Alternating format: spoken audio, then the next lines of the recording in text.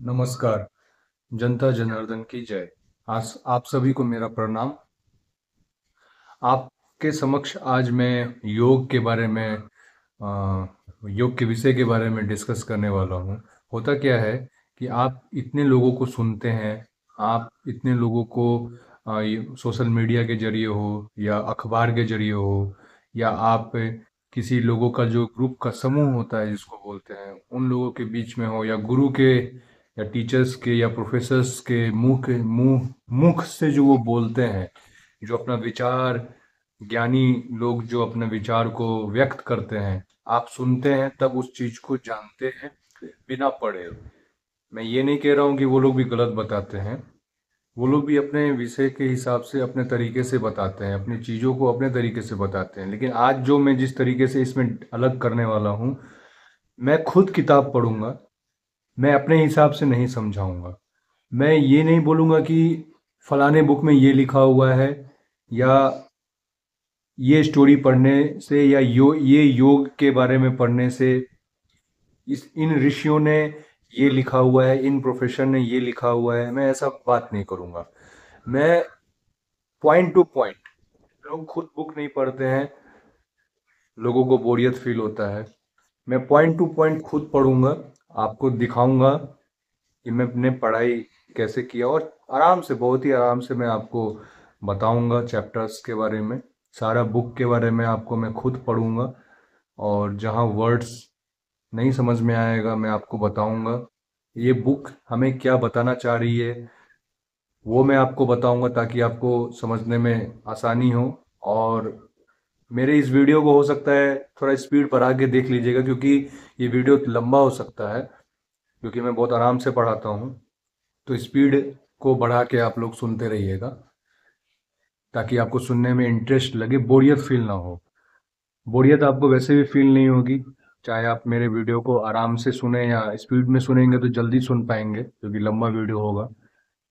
कहने का मतलब है कि मैं जो अब आपको बताऊंगा, मैं बड़े बड़े विद्वान लोग कहते हैं ना कि इन कार्ल मार्क्स ने ये लिखा है, मैकाइले ने ये लिखा हुआ है, फलाने फलाने राइटर्स, बड़े बड़े फिलोसफर्स का एग्जाम्पल्स देते हैं, अपने तरीके से बोलते हैं।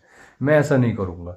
मैं बुक पढ़ूंगा, जो बुक में लिखा है वो आपको दिखाऊंगा कि मैं गलत पढ़ रहा हूँ या गलत लिखा है। आप खुद जाके देख सकते हैं, पढ़ सकते हैं, ताकि आपको समझ में आए कि वाकई बुक में लिखा हुआ है। लोग अपने मन से नहीं बना के बोलते हैं। तो आज मैं जिस बुक के बारे में बताने वाला हूँ, वो योग और भोजन द्वारा रोगों का इलाज है। ये बुक कैमरा पे उल्टा दिख रहा होगा आपको।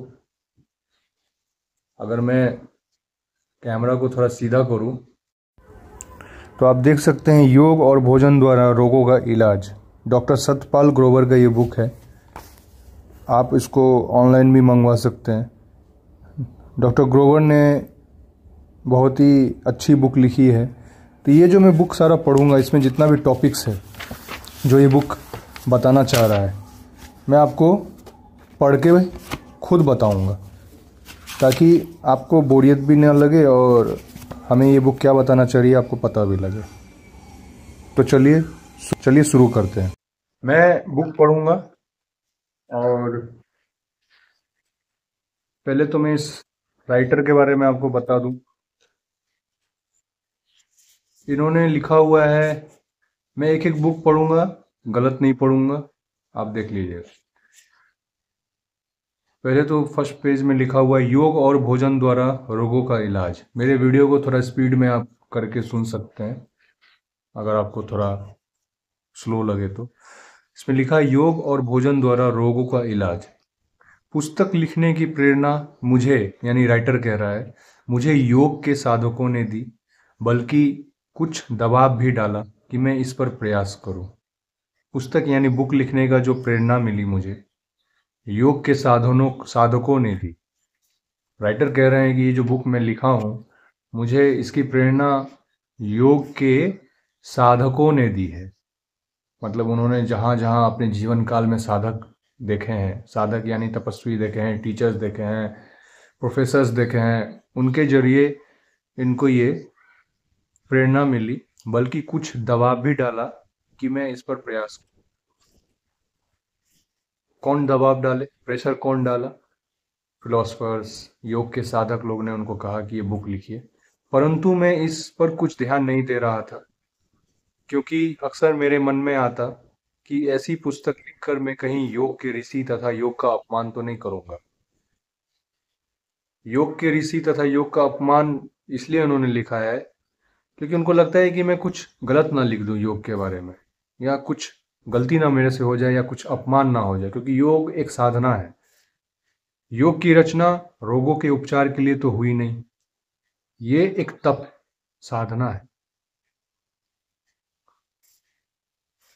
ये तो वास्तविक आनंद जो मानव जीवन का परम लक्ष्य है को प्राप्त करने के लिए है। जो इंसान इससे खुश रहे, जो इंसान इसमें आनंद मिले, हैप्पीनेस मिले, बहुत वास्तविक रियलिस्टिक खुशी, हैप्पीनेस जिनको मिले, उसके लिए योग है। ये एक तप है, साधना है। कहीं मानव भटक तो नहीं जाएगा? वो क्वेश्चन पूछ रहे हैं, कहीं मानव भटक तो नहीं जाएगा? ह्यूमन बींग्स कहीं गलत रास्ते पे भटक तो नहीं जाएंगे?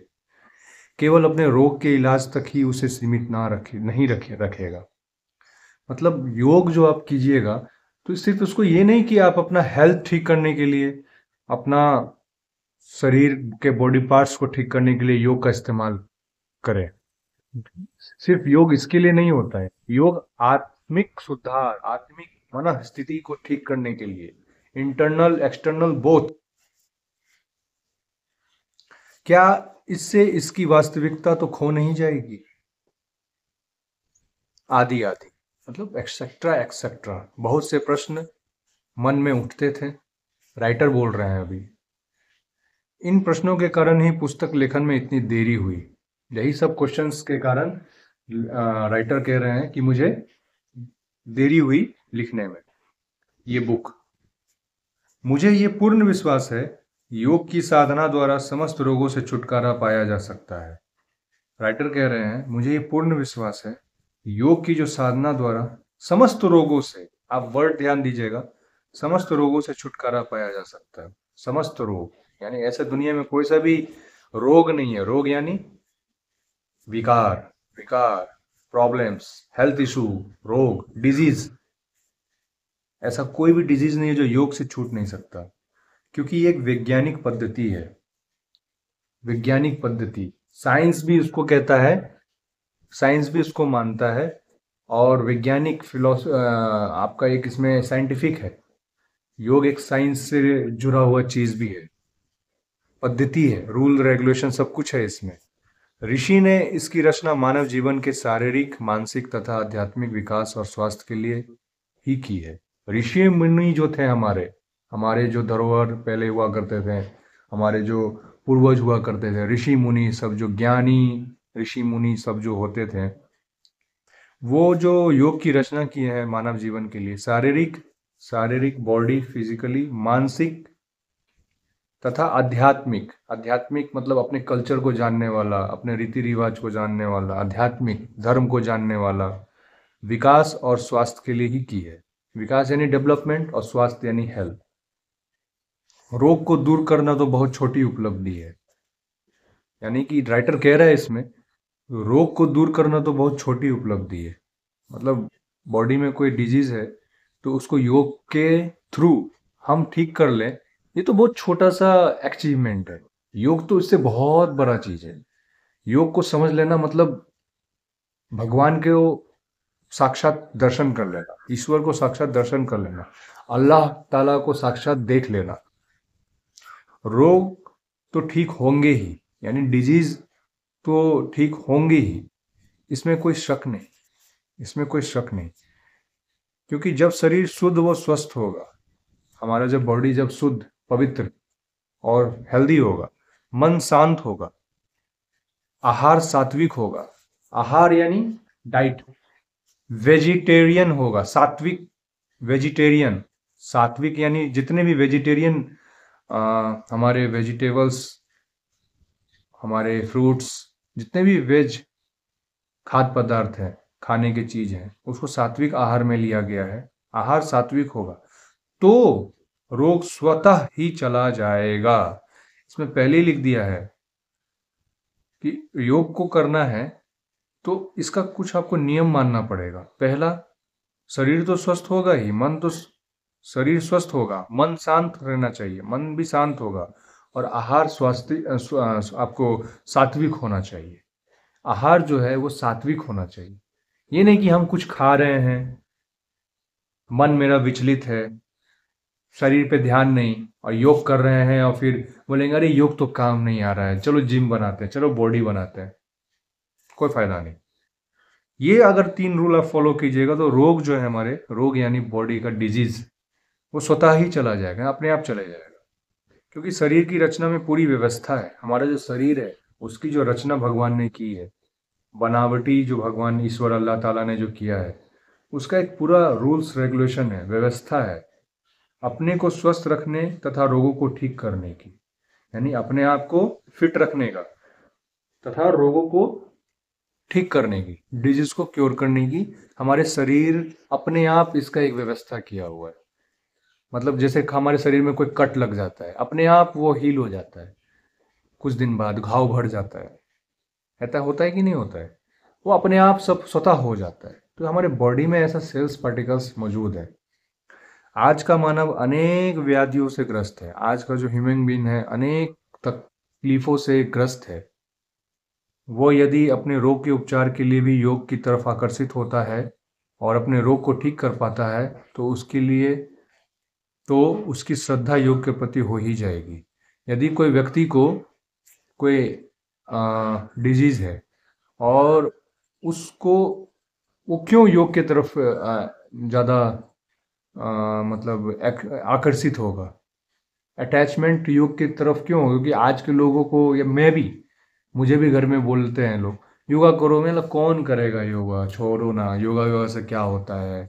बहुत तकलीफ होता है अपने शरीर को कष्ट पहुंचाना, अपने शरीर को तकलीफ देना हम इंसानों को पसंद नहीं। हम इंसानों को सोना अच्छा लगता है, फास्ट फूड खाना अच्छा लगता है। तो वही लिखा हुआ है इसमें कि कोई इंसान को अगर डिजीज है, वो डिजीज मतलब को हम योग से ठीक कर लिए, तब ना योग की तरफ हमको इंटरेस्ट होगा, आकर्षण होगा, लगाव होगा, अट्रैक्शन होगा। हाँ यार, मैंने योग से ठीक कर लिया।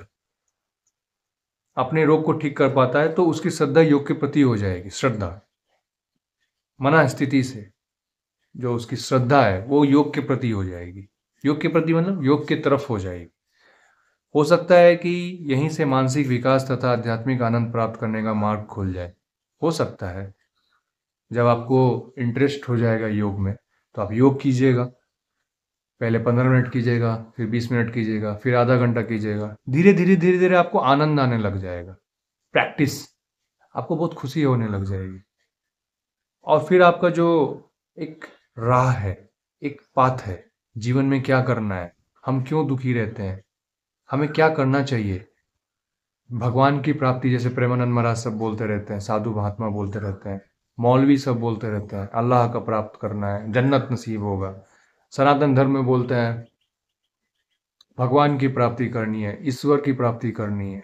तो ये जो हमें रास्ता मिलेगा, वो रास्ता आपको समझ में आ जाएगा, मार्ग खुल जाएगा, और योग उसके जीवन का अंग बन जाए, उसका एक जीवन का अंग बन जाए, यानी उसके लाइफ का एक पार्ट बन जाएगा योग, कि नहीं हमें योग करना ही है। सारा काम को साइड छोड़ के पहले हमें योग करना ही है।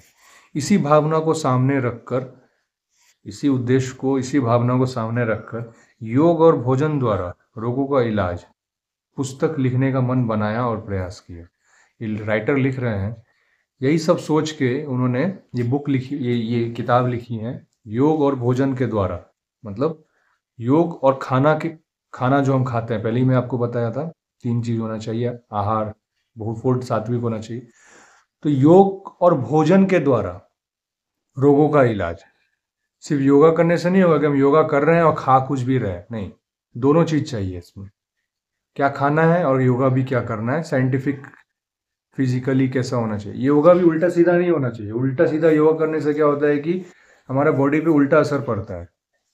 तो पाठकों को मैंने, पाठक यानी रीडर्स, जैसे मैं आपको आपके सामने पढ़ रहा हूँ, पढ़ के मैं आपको समझा रहा हूँ, रीडर्स को मैं ये बता देना चाहता हूँ, यदि आप केवल रोग उपचार के लिए ही योग को अपनाएंगे तो आप शायद पूर्ण लाभ नहीं उठा सकेंगे। इसमें लिखा है उन्होंने कि यदि आप केवल रोग उपचार के लिए योग को अपनाएंगे, मतलब आप अपने कोई डिजीज को ठीक करने के लिए ही सिर्फ योगा को अडॉप्ट कीजिएगा। मान लीजिए आप में कोई डिजीज है और उसके लिए सिर्फ आप योगा को अडॉप्ट करते हैं, तो शायद आप पूर्ण लाभ नहीं उठा सकेंगे। क्या पूर्ण लाभ? यानी प्रॉपर प्रॉफिट आप नहीं उठा सकते योगा का। आपको लगेगा कि योगा तो सिर्फ अपने बॉडी को मैनिक्योर पेडिक्योर स्वस्थ करने के लिए, हेल्थ को अच्छा करने के लिए ही सिर्फ योगा होता है। नहीं, योगा एक ब्रह्मांड है, संपूर्ण ब्रह्मांड है। उसको समझना, भगवान को प्राप्ति करना, अल्लाह को प्राप्ति करना, अपने अपने गॉड को प्राप्ति करना।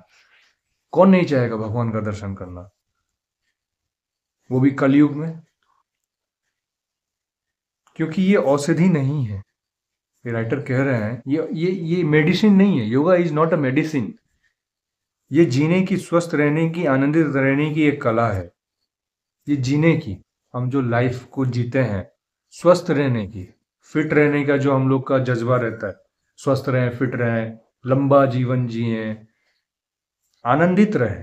मतलब आजकल लोग देखते ही होंगे आप, दिल्ली एनसीआर में, मुंबई में, बड़े बड़े सिटी में लोग खुश नहीं रहते। अब तो गाँव में और समाज में भी लोग खुश नहीं रहते। 2025 चल रहा है, अब तो उसमें भी खुश नहीं रहता है। तो इसे जीवन का अंग बनाकर ही लाभ उठाए। और आनंदित रहने की एक कला है। कला यानी आर्ट। हर कोई खुश नहीं रह सकता। कोई गर्लफ्रेंड बॉयफ्रेंड से परेशान है, मेरी गर्लफ्रेंड ने मुझे छोड़ दिया, मेरी गर्लफ्रेंड ने मुझे धोखा दे दिया, मेरी बीवी ने मुझे धोखा दे दिया। अभी हो रहा था ना न्यूज में, पति को 15 टुकड़ा में साहिल को काट दिया, किसको, सौरभ को, उसी की बीवी ने अपने फ्रेंड के साथ मिलके। नशा पानी लेते थे, ड्रग्स लेते थे, रेप का जैसा केस होता है। ये सब क्या है? ये सब मानसिक विकृति विकृति है। ये सब जो दिमाग नहीं खुलता है, हमारा दिमाग इधर उधर भटकता रहता है। किसी को पढ़ाई में मन नहीं लगता है, किसी को मतलब पॉर्न मूवीज देखने में अच्छा लगता है, गलत गलत दृश्य देखते रहते हैं बच्चे बच्चे सब। बच्चे को समझाने पेरेंट्स जाएंगे तो उनको खराब लगता है। बच्चों को मोबाइल फोन हाथ में देके गेम खेलना, पबजी खेलना, गलत गलत सीन देखना, लड़की पटाना, गलत, मतलब ये सब क्या है? ये सब सब मन का खेल है ना। तो योग जो है ना, आनंदित रहने की एक कला है, आर्ट है। आप खुश कैसे रहेंगे, आप स्वस्थ कैसे रहेंगे, आप फिट कैसे रहेंगे, ये एक आर्ट है। ये योगा से आपको सिर्फ रोग ठीक नहीं होता है, इसे जीवन का अंग बनाकर ही लाभ उठाया जा सकता है। यानी आप अपने इसको, लाइफ को एक पार्ट बना लीजिए। ये नहीं कि एक दिन किया, 2 दिन किया, अरे कुछ नहीं हो रहा है, अरे कैसे होगा? आप लेटरिन लेटरिन जो जाते हैं, बाथरूम जो जाते हैं, डेली जाते हैं, डेली खाना खाते हैं, सांस डेली लेते हैं, ब्रश डेली करते हैं, नहाते डेली हैं। योगा भी आपको डेली करना है, पूजा पाठ है ना, आपको डेली करते हैं। आप नमाज जो अदा करते हैं, डेली करते हैं नमाज अदा। तो आपको ऐसे ही योगा को भी अपना एक पार्ट बनाना है। पार्टनर, जैसे अपना पार्टनर होता है, समझिए कि ये दिन का एक रूटीन है। 24 घंटा मिलता है। अक्षय कुमार एक एक्टर है, वो कहते हैं कि 24 घंटे में लोगों को अपने शरीर में 1 घंटा दे नहीं दे सकता वो क्या जीवन को और क्या समाज को वो बदलेगा। बहुत लोग कहते हैं, सुधांशु त्रिवेदी जी भी कहते हैं, बीजेपी के प्रवक्ता हैं वो। केवल उपचार का साधन बनकर नहीं। इसलिए प्रार्थना है कि आप लक्ष्य भले ही अपने रोग को ठीक करना हो, राइटर प्रार्थना कर रहे हैं कि लक्ष्य भले ही आपके अपने रोग को ठीक करना हो, मतलब आपका टारगेट भले ही हो कि नहीं मेरे को हार्ट प्रॉब्लम है, मुझे लंग्स प्रॉब्लम है, मुझे स्टमक प्रॉब्लम है, तो मैं योगा करके ही ठीक करूंगा, योगा करके ही मतलब इसको क्योर कर लूंगा। तो टारगेट आपका ठीक है, आप टारगेट रखिए योगा करके ठीक करने का, लेकिन परंतु योग को अपने जीवन का अंग बनाकर पूरी श्रद्धा तथा विश्वास से शुरू करें। अपने जीवन का एक पार्ट बनाकर पूरी श्रद्धा, यानी ये पूरी पूरी श्रद्धा, यानी पूरा मन लगा के। ये नहीं कि अब मुझसे नहीं होगा, 10 मिनट किए, नहीं अब नहीं होगा, नहीं। आपको शरीर को तकलीफ, शाहरुख खान जी का कहना है, शाहरुख खान को जानते हैं, एक्टर है हिंदी सिनेमा के और बहुत बड़े इकोनॉमिस्ट भी हैं, बिजनेसमैन भी हैं। तो उनका कहना है कि नहीं, आपको शरीर दुखता रहे, मन दर्द होता रहे, शरीर दुखता रहे, मन विचलित होता रहे, परेशान रहता रहे, लेकिन अपने शरीर को काम करवाते रहना है, अच्छे रास्ते पे जाते रहना है। सुबह उठने में आपको सर दर्द होगा, बुखार आएगा, तकलीफ होगा, लेकिन ये सब को साइड करके आपको अपना काम पे, अपने टारगेट पे फोकस रहना है। तो यार उसको बोलते हैं श्रद्धा। तो इसमें लिखा हुआ है पूरी श्रद्धा तथा विश्वास से शुरू करें और कुछ महीनों तक, लिखा हुआ है, बेहतर यह होगा कि 1 वर्ष तक, सिर्फ महीना नहीं, 1 वर्ष तक यानी 1 ईयर तक लगातार अभ्यास करें। लगातार अभ्यास करें यानी प्रैक्टिस करें, तब योग अपना काम कर लेगा। तब पहले आप योग पे काम कर रहे थे, अब योग अपना काम करेगा। अगर आप योग को टाइम दे दिए, कुछ महीना नहीं, बेटर होगा कि 1 मंथ, 1 ईयर तक, तब योग आपको तब फायदा पहुंचाएगा। उससे पहले आप सोचिएगा कि नहीं, योगा पहुंचा नहीं रहा है मुझे फायदा, पहले आप उसको टाइम दीजिए ना, फिर योग आपको टाइम देगा अपने आप।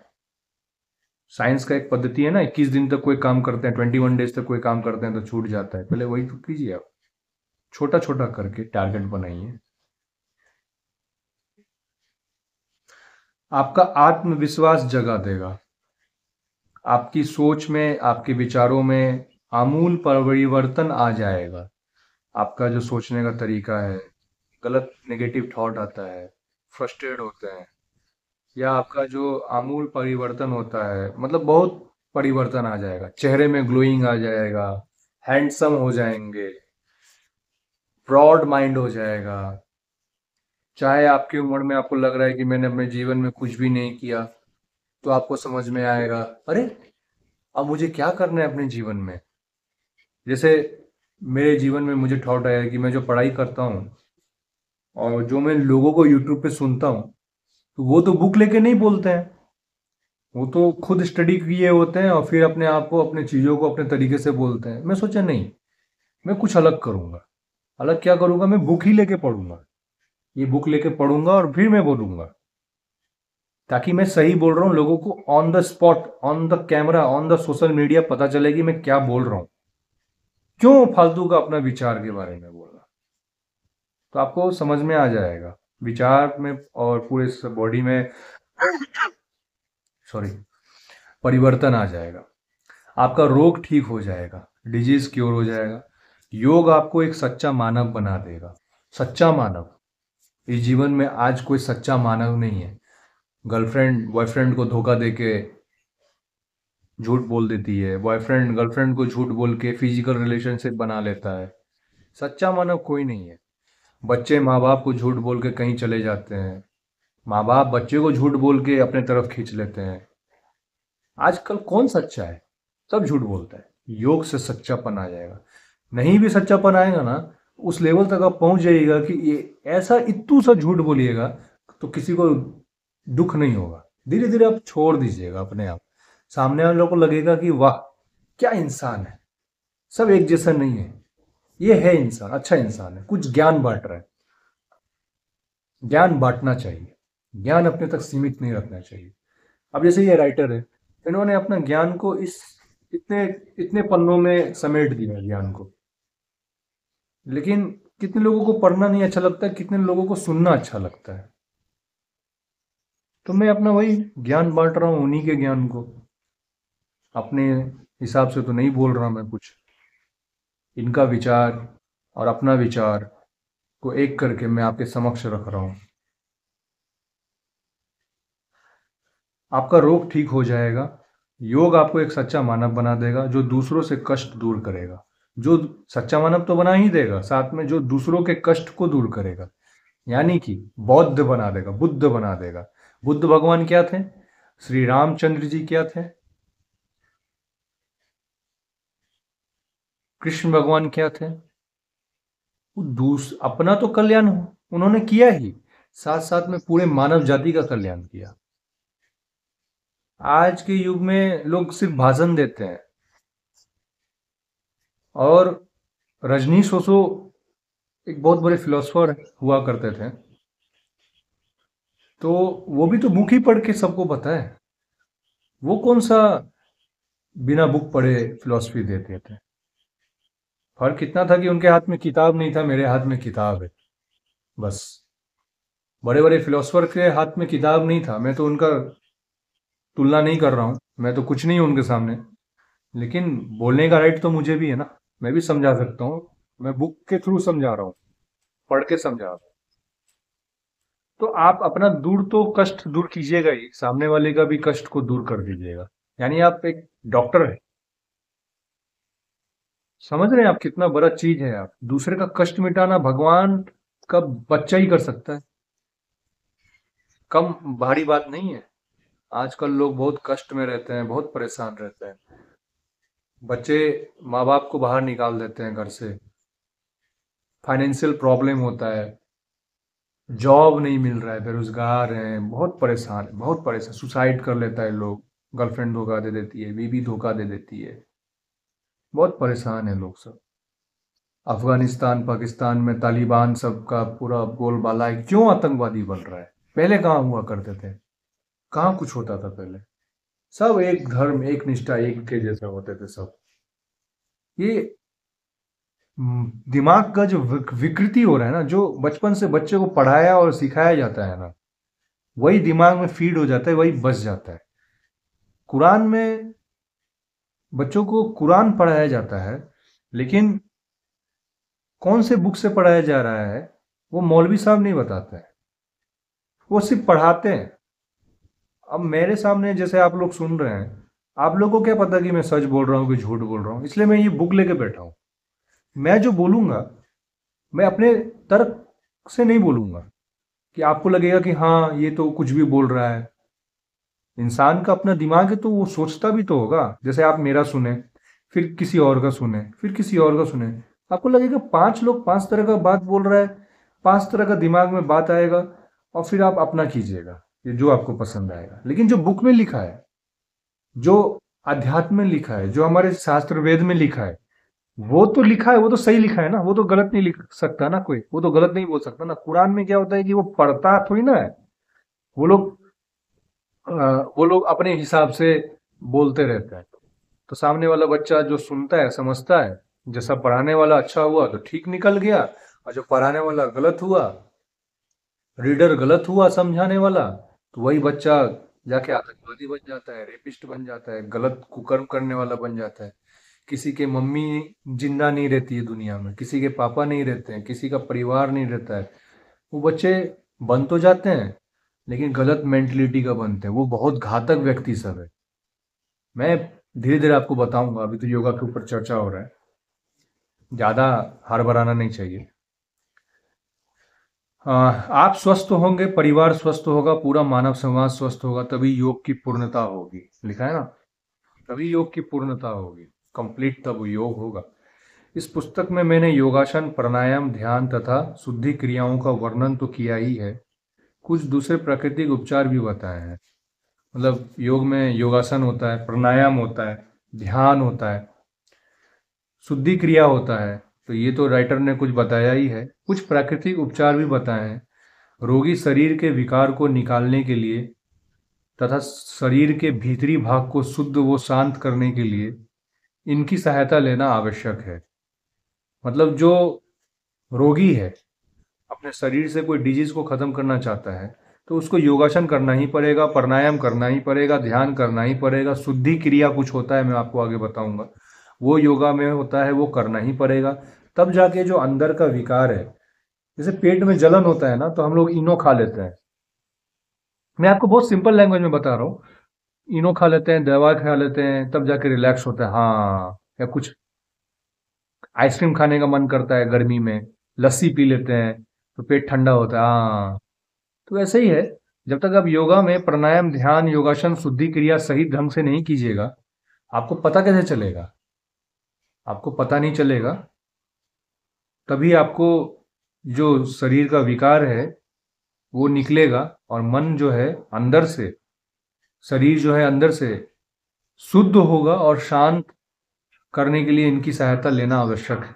शुद्ध यानी हल्का लगेगा, महसूस। हाँ, जैसे कैसे बताऊं आपको मैं? जैसे आप लेटरिन जाते हैं ना सुबह सुबह, लेटरिन यानी बाथरूम जाते हैं ना 2 नंबर करने के लिए, तो सुबह सुबह जब हल्का होते हैं, रात भर दिन भर जो भी खाया पिया, और सुबह सुबह जब हल्का होते हैं, गर्म पानी पी का, हाँ, लगता है मन ठंडा हो गया, होता है ना। और जब वो लेटरिन ऐसे लगा रहता है, कुछ तो नहीं हुआ, तो मन थोड़ा विचलित रहता है। अच्छा, पूरा अच्छे से पेट खाली हो जाता है ना, तो लगता है कि हाँ, आज तो मैंने महायुद्ध लड़ लिया है भाई, आज तो मैंने युद्ध जीत के आया हूं मैं। युद्ध ही हुआ ना, वो बाथरूम में स्ट्रगल ही करना तो हुआ। अब किसी को पाइल्स हो गया, किसी को बवासीर है, किसी को खूनी बवासीर है, उसको लेटरिन होता ही नहीं, वो परेशान है। किसी को एक बार लेटरिन होता है, फिर वो उसको बेचारे को दूसरा बार जाना पड़ता है, तीसरा, दिन भर में 5 बार लेटरिन जाता है। तो कैसे समझ में आएगा?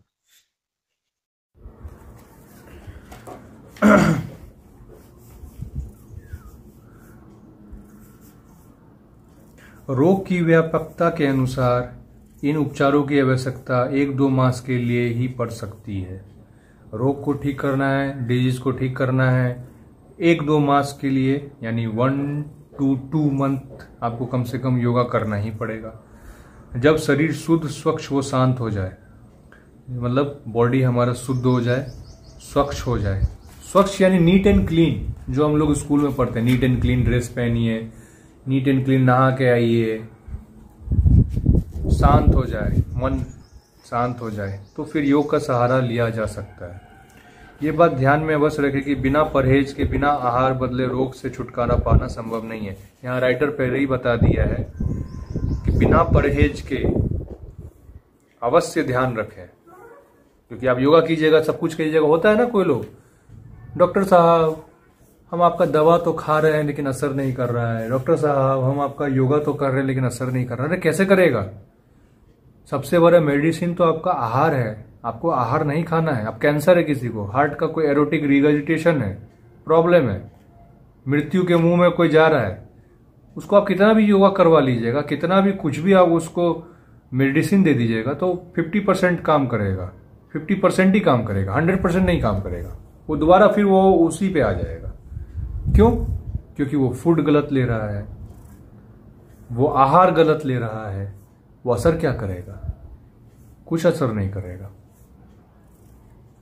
ये तो वही हुआ कि आप पढ़ाई किए और रिवीजन नहीं किए, तो आपका पढ़ा लिखा सब गुड़ गोबर गणेश। तो आहार बदले रोग से छुटकारा पाना संभव नहीं है। इसलिए आहार की जो व्यवस्था रोग के उपचार में बताई गई है, यानी जैसा रोग होगा, जैसा डिजीज होगा, उस हिसाब से जो आपको खाना है, व्यवस्था बताई गई है, उसे पूरी निष्ठा से लें, यानी पूरे नियम से लें, क्योंकि आहार ही रोग में औषधि का काम करता है, लिखा हुआ है इसमें। तो डिजीज में आपका क्या काम करता है? मेन आहार, फूड विच वी टेक, जो हम खाना खाते हैं। आहार का बहुत बड़ा रोल है। बड़े बड़े एक्टर्स के लिए एक स्पेशल डॉक्टर्स, डाइटिशियन होते हैं। बॉडी तो उनका सेकेंडरी चीज है। बॉडी तो सबको दिखता है, हाँ 6 पैक 7 पैक। फूड दिखता है आपको, वो क्या करते हैं? लाखों लाख रुपया पेमेंट करते हैं डाइटिशियन को। इन शब्दों के साथ ये पुस्तक मानव कल्याण हेतु समाज को समर्पित करता हूँ। हो गया, राइटर यही कह रहा है, और आशा करता हूँ कि पाठक इसके लाभ उठाएंगे, क्योंकि 42 वर्षों का अनुभव इस पुस्तक के पीछे, 42 इयर्स का एक्सपीरियंस इस बुक के पीछे इन राइटर ने दिया। डॉक्टर सत्यपाल का जीवन परिचय, ये डॉक्टर सत्यपाल जी हैं, देख लीजिएगा क्या क्या है, नहीं है। पहला चैप्टर इनमें योग विज्ञान है, जो इम्पोर्टेंट है। योग विज्ञान, योगा साइंस, योग विज्ञान। तो मैं एक एक चैप्टर आराम से आपको बताऊंगा, समझाऊंगा। हिंदी में लिखा हुआ है, ऑलरेडी बहुत लोग को हिंदी आती ही है। कुछ वर्ड मुश्किल समझ में आएगा तो आपको वो मैं बताऊंगा, जो मुझे लगेगा समझ में नहीं आया आपको।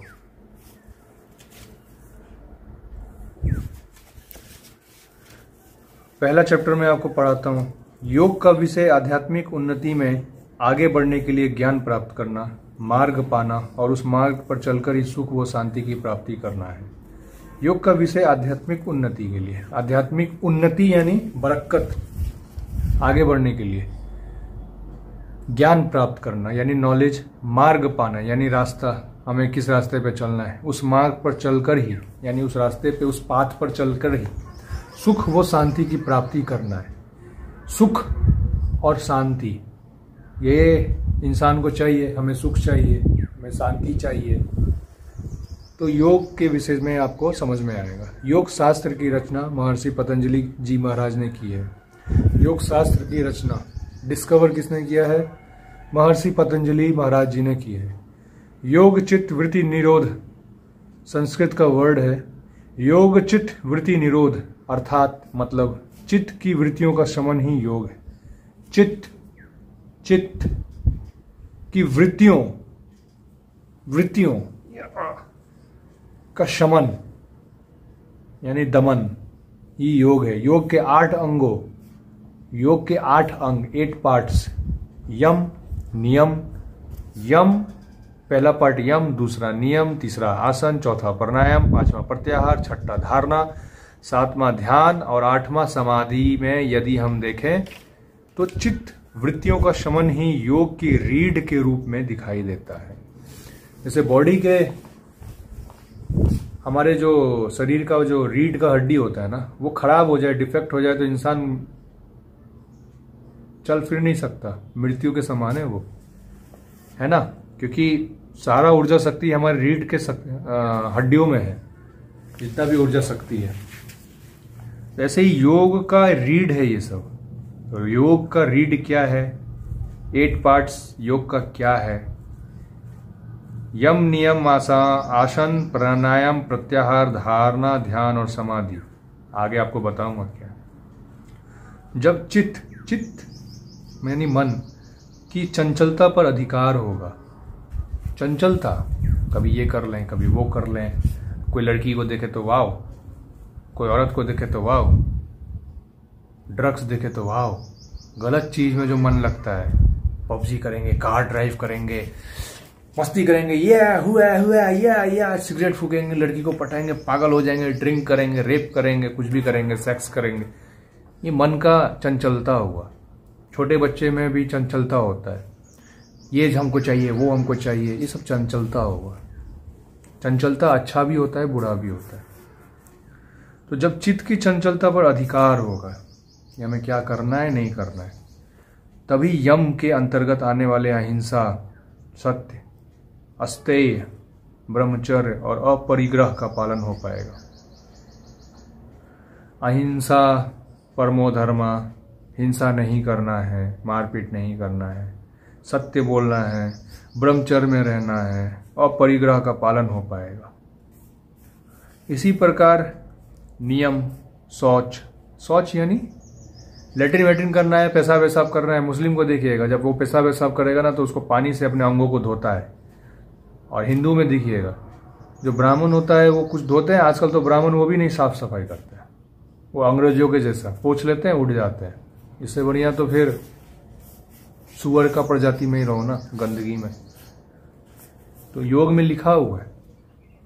इसी प्रकार नियम, शौच, संतोष, हाँ, सेटिस्फाइड, तप समझ रहे हैं ना, तप नहीं तपस्या करता, तप करता है। स्वाध्याय यानी खुद को, अपने आप को पढ़ना, और ईश्वर प्रणिधान, ईश्वर को जानना तभी संभव होगा जब मन वश में रहेगा, जब हमारा माइंड कंट्रोल में रहेगा। तो नियम, शौच, संतोष, तप, स्वाध्याय और ईश्वर का परिधान तभी आपको पॉसिबल होगा। हमारा मन सभी इंद्रियों का संचालन करने वाला है। हमारा जो माइंड है, हमारे माइंड के अंदर इंद्रियां होती हैं। इंद्रियां अब क्या होती है आगे आपको बताऊंगा। उसको संचालन करने वाला होता है, यानी उसको चलाने वाला होता है, उस पर कंट्रोल करने वाला होता है हमारा मन। जो भागवत गीता में श्री कृष्ण जी ने, प्रभु ने अर्जुन जी को समझाए थे, बताए थे, पूरा गीता में लिखा हुआ है। शास्त्र भी आपको पढ़ के बताऊंगा मैं, पहले ये बताता हूँ। इंद्रियों को नियंत्रित रखने के लिए ये आवश्यक है, इंद्रियों को नियंत्रित यानी कंट्रोल करने के लिए ये आवश्यक है, जरूरी है कि मन नियम के अनुसार चले। मन रूल्स एंड रेगुलेशन के अनुसार चले। किसका? जो बना हुआ है सही। मन नियम के अनुसार चले। और इस मन को रोकना साधारण बात नहीं है। ये एटम बॉम्ब है हमारा मन। एक बार जो रॉकेट छोड़ दिया ना, मिसाइल, उसको रोक पाइएगा? है इतना किसी में ताकत? नासा समझते हैं ना, नासा, स्पेस एक्स, वो जो रॉकेट छोड़ता है, मिसाइल, जिस स्पीड में रॉकेट जाती है, एरोप्लेन का बात नहीं कर रहा हूं मैं, रॉकेट, उससे भी 1000 गुना स्पीड, उतना पावरफुल। चलिए आपको रॉकेट ही समझ लीजिए, कलयुग में है तो उस स्पीड से जो ऊपर जाती है वो, उसमें आग रहता है, उसको रोक पाएगा कोई भगवान के अलावा? योग में इतना ताकत होता है कि उसको भी रोक सकता है। पहले के समय में लोग ऐसे करके धनुष बाण चलाते थे और ब्रह्मास्त्र, तीर, विष्णु अस्त्र, तरह तरह के टूल्स प्रकट हो जाते थे और फिर वो ऐसे करके बाण लगा तीरता था। कर्ण हो या कोई भी हो, द्रोणाचार्य हो, भीष्म पितामह हो, छोड़ देते थे। आपको समझ में, आपको कुरान में भी लिखा है, एंजल आते थे, पावर का यूज किया, लिखा हुआ। ये पावर क्या है? ये मन का कंट्रोल है। ब्रह्मास्त्र कहां से हो गया प्रकट? मन का कंट्रोल है। आज के समय में होगा मन का कंट्रोल, इतना पावरफुल है। लेकिन योग सिर्फ रोग को ठीक नहीं करता है, सिर्फ योगा से। योग और योगा में अंतर है, आगे बताऊंगा मैं आपको। योग और योगा अलग चीज है। योग को योगा नहीं समझिएगा, योगा अलग होगा, योग अलग चीज है। योग के बल से हमारे मन को कंट्रोल कर सकते हैं, इतने पावरफुल मन को, जो कि साधारण बात नहीं है। अर्जुन जैसे मनुष्य रूपी अगर भगवान नहीं समझाते तो फिर ये सब पॉसिबल नहीं था। इंसान कर सकता है, ये भगवान बताएं, करता नहीं है, क्योंकि आसान बात नहीं है ना। नेगेटिव चीज पे हमारा मन ज्यादा पहले जाता है। गीता में लिखा हुआ है, बार बार प्रैक्टिस करके अपने मन को कंट्रोल करना है। मतलब आपने एक बार गलत काम किया, आपको दारू पीने का इच्छा हुआ, आपको रेप करने का इच्छा हुआ, आप गलत काम किए, नियम बहुत टाइट है, आप बीमार हो गए, फिर मन कर रहा है ड्रग्स ले लें, होता है ड्रग्स होता है, दारू पीना है, नहीं छूट रहा है। बार बार प्रैक्टिस करना पड़ेगा, चाहे आप दवाई से कीजिए, चाहे आप योग से कीजिए। योग से जुड़ जाइएगा, ऑब्वियसली होगा। मन आपको बोलेगा क्या कर रहे हो, छोड़ो ना, हटाओ ना, अरे कर लेते हैं। फिर मन बोलेगा अरे छोड़ो ना, इसमें बहुत मस्त माल है, देखो ना, मजा आएगा, अरे कर लेते हैं। वो आपको कुछ खींचेगा। ये मन का पहला, आपको मतलब क्या बोलूं, नियम ही है, वो बढ़ने ही नहीं देता है, वो बढ़ने ही नहीं देगा। उसके कंट्रोल, वो आपको कंट्रोल करेगा। जैसे एक आत्मा, बुरी आत्मा शरीर में घुस जाती है तो कंट्रोल करता है ना, अरे हुआ करता रहता है, ऐसे ही बहुत 99% लोगों में यही है। मेरे में भी यही है, मैं अपनी भी बात करूं, मेरे में भी यही है। 1% इंसान आगे बढ़ता है, वही इतिहास रचता है। मैं भी आगे बढ़ रहा हूं, अपने आप को बचाया हुआ, योग करता हूं मैं भी। बहुत आदत सुधारना है, गंदा आदत भी सुधारना है। इंसान गंदगी से ही बना हुआ है, भर भर के गंदगी है उसके मन में। योग जो करता है वो फिर गंदा इंसान नहीं रहता है, वो स्वच्छ हो जाता है, वो गंदा इंसान को खींच लेता है। जैसे प्रेमानंद महाराज जी है, बड़ा एग्जाम्पल बोल रहा हूं मैं आपको।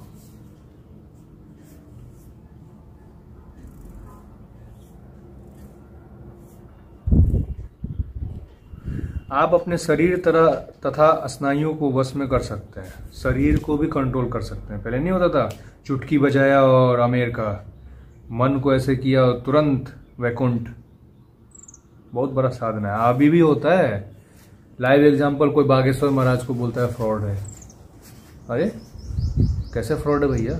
कोई माइंड रीडिंग कर लेता है आंख बंद करके, कैसे कर लेता है वो सब? लेकिन मन को एक क्षण भी स्थिर नहीं रख सकते। जिस समय मन कुछ क्षणों के लिए भी निर्विचार अवस्था में चला जाए, मतलब निर्विचार यानी क्या करे या ना करे, अवस्था यानी सिचुएशन में चला जाए, तथा विषयों से विमुख होकर अंतर्मुखी हो जाए। विषयों यानी जो हमें जीवन में क्या करना है, क्या नहीं करना है, कंफ्यूज होता है ना, शादी करे कि नहीं करे, ये लाइफ में डिसीजन ले कि नहीं ले, यहाँ नौकरी करे कि नहीं करे। मतलब तुरंत मेरे में भी डिसीजन मेकिंग बहुत कमजोर है, मैं फैसला तुरंत नहीं ले पाता। प्रैक्टिस में हूं, कंट्रोल कर रहा हूं। जो इंसान डिसीजन मेकिंग में कमजोर होता है वो जीवन में पीछे हो जाता है।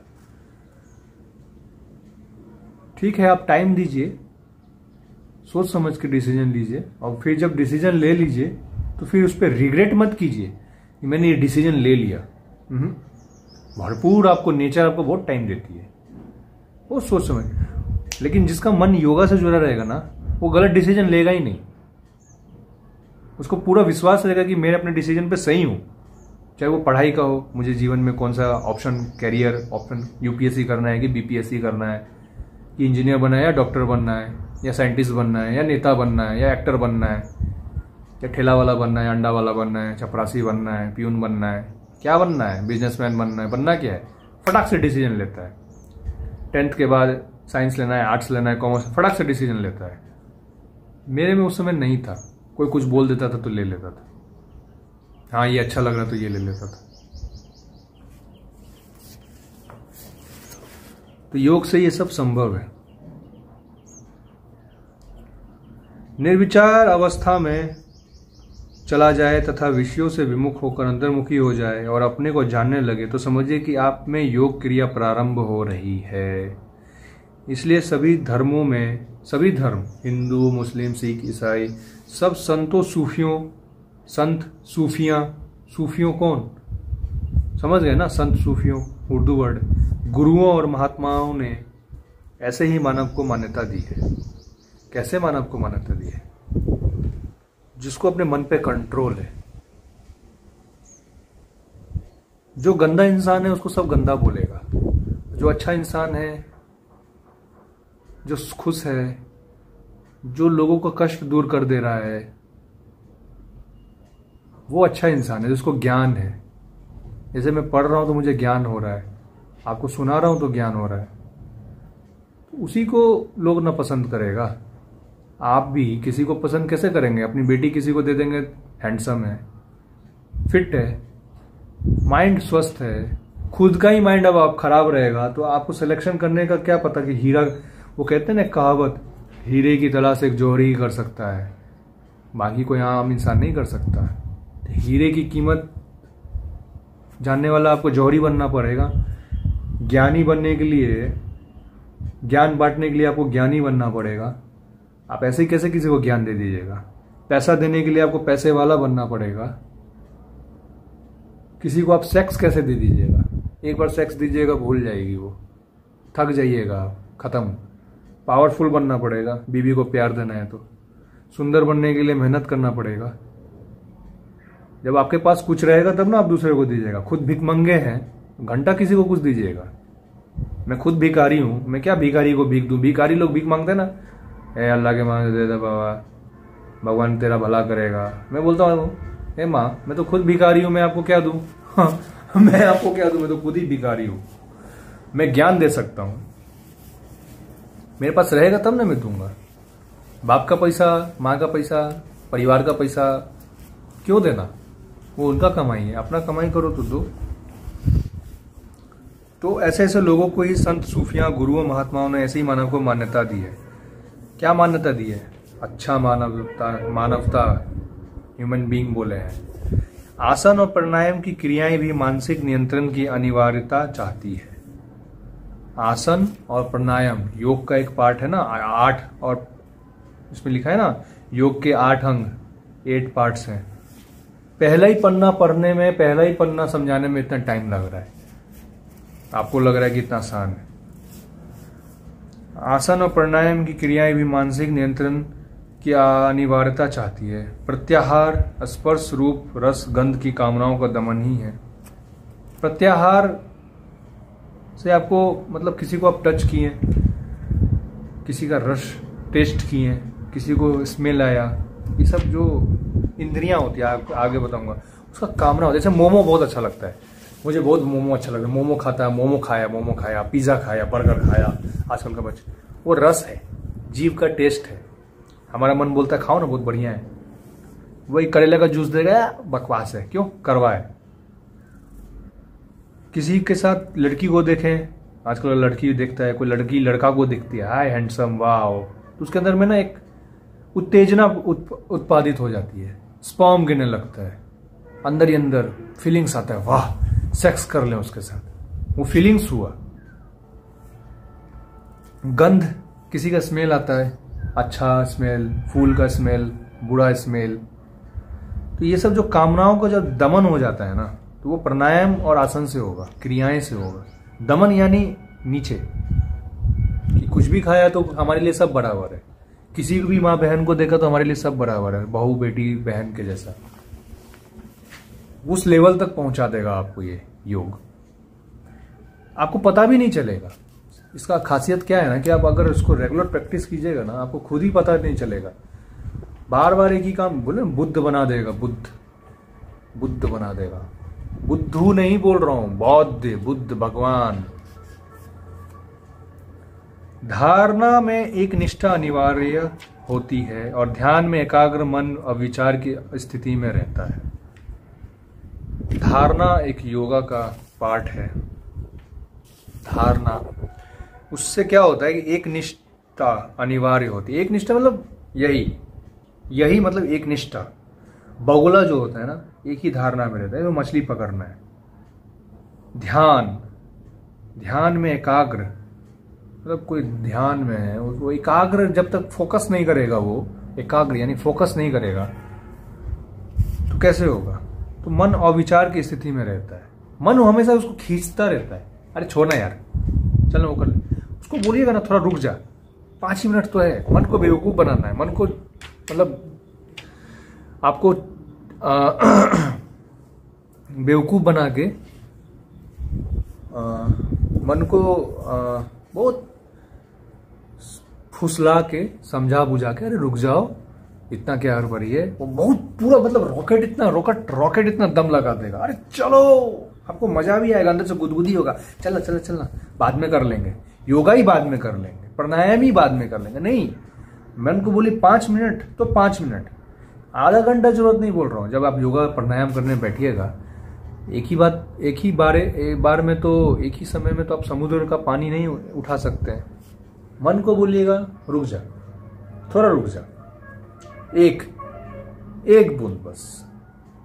5 मिनट का योगा करने बैठा हूं या बैठी हूं, 5 मिनट कर लेने दे। मन 1 मिनट में विचलित होने लग जाएगा, क्योंकि उसको डर लगने लग जाता है ना। पागल जैसे पागल भूत घुस जाता है ना, ऐसे देवी दाई आती है करने लगता है, लोग पागल हो जाता है। मन वही करने लगेगा आपके अंदर, क्यों? उसको डर लगता है कि इंसान क्या कर रहा है, वो मन खेल खेलता है। मन अलग चीज है, बुद्धि अलग चीज है, ये आप समझिएगा। मन खेल खेलता है। किसी को मैस्टरबेशन करने का, हस्त मैथुन करने का बड़ा मन होता है, कंट्रोल नहीं हो रहा है। उसको बोलेगा ना रुक जा यार, 5 मिनट रुक जा। यार सेक्स करना है, कंट्रोल हो नहीं हो रहा, अरे सेक्स करना है, अरे रुक जा भाई, अरे नहीं वो लड़की चली जाएगी, अरे रुक जा भाई, अरे नहीं वो लड़का चले जाएगा, अरे रुक जा भाई, 5 मिनट रुक जा, योगा कर ले। धीरे धीरे वो मन का नेगेटिविटी, वो गेम खेलता है आपके साथ, समझे आप? वो 5 मिनट अगर आप बोलिएगा रुक जा, योगा कर लेते हैं उसके बाद कर लेंगे,